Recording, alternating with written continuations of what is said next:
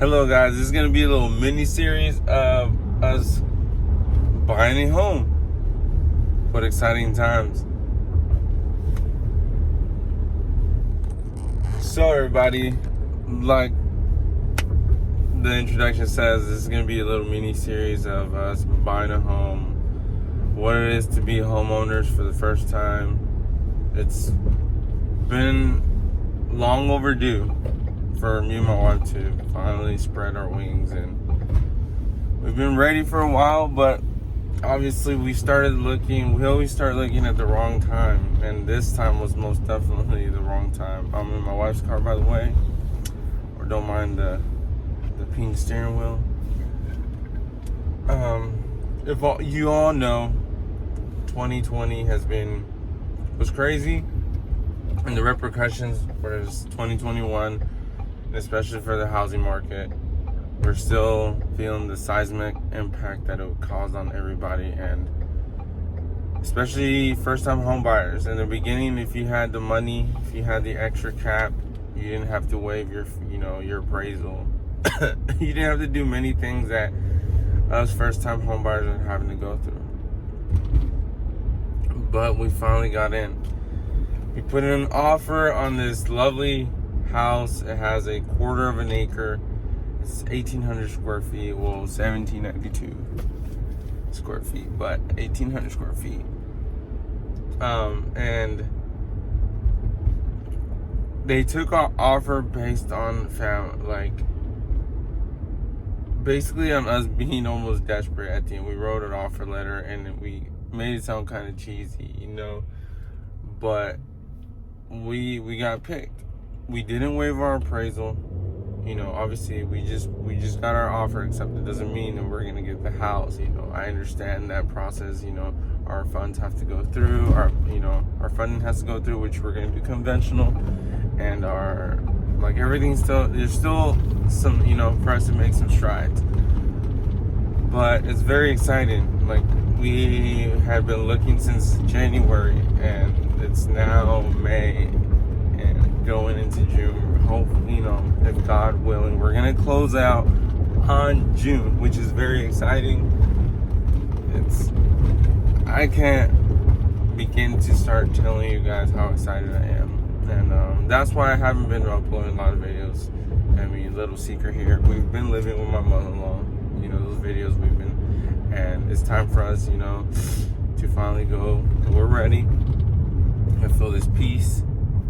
It's gonna be exciting. I'm gonna take you through the process and what we did to get this offer. There was 22 offers on the table, and ours stood out. And we did no option period because the house is very well kept. And when I went to the open house, I actually work in maintenance and I do inspections. I've done new building inspections, and I know how to do inspections. I'm not a certified inspector for the state of Texas, but I know how to, do minimal foundation inspections. And also I know about attics, I know about structural damage or structural integrity, doors, not closing, and all sorts of things, and plumbing, how water's supposed to flow whenever you start draining all your faucets in your house, and all your fixtures. I know the basics. Obviously I didn't do those full thorough inspections, but I feel comfortable going into a house with no option period, meaning I'm telling the seller that I'm taking the house as is, and I feel comfortable with that. The AC is old, and I'm not sure if it's R22 or R410A, but that's my specialty. That's what's gonna set me apart from, let's say, a homeowner that does not have that experience. I know what a low bearing wall is. I know what all that means. I know how to check on a roof. The roof looked great. It was actually replaced due to hail damage. Also, the foundation was repaired since 2011.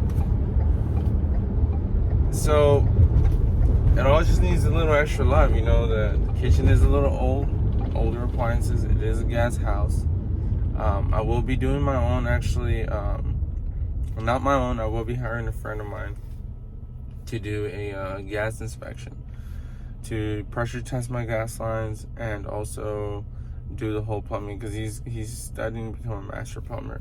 So I'll be hiring him to kind of go through the house, and I'll be making a video on that when I do that.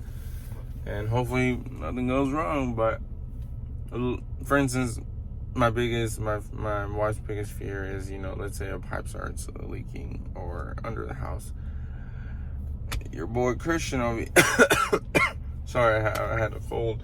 But I'll be going to Home Depot basically that day and finding out with my friend, hey, where's this leak at? Can you locate it for me? He'll locate it, and I'll be doing the rest of the jackhammering.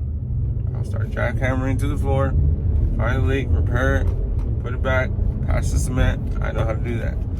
So I feel comfortable with purchasing a home that's very well kept. It's a 1980 something home. I'll go into details later, how much it costs, what was our offer. We listed 20 over, and hopefully, it appraises. We did not waive our appraisal, but the seller did say if it does 250, then we'll do it.